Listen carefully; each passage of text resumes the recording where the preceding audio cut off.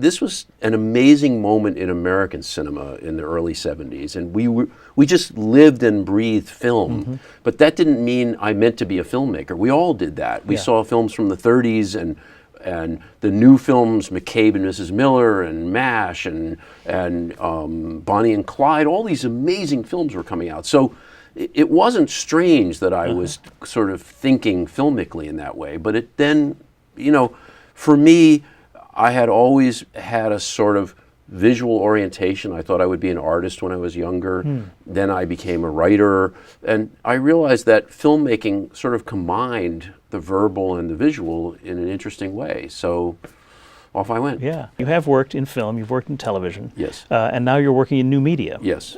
Can you tell us about some of the differences that you're finding in making content for these different forms? Yeah, well, working on the internet has been incredible.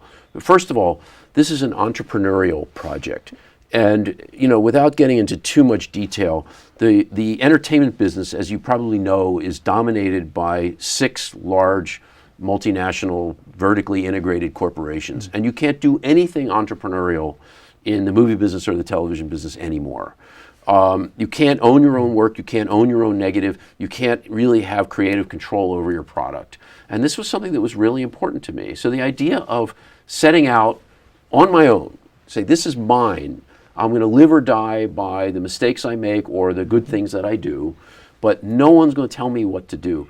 For an old hippie like me who has problems with authority still, it's good to sort of be my own boss and to say, these are my decisions and I'm making them. That's been the most fun part of this. And yes, a lot of it is about, you know, having to go back to a level of production that was sort of like film school, which has actually been fun. It's like, get rid of all that stuff. I don't need all those trucks. I don't need that crane. You know, I just need the people, I need the story, I need the camera, I need, you know, just the key elements that make this thing come to life.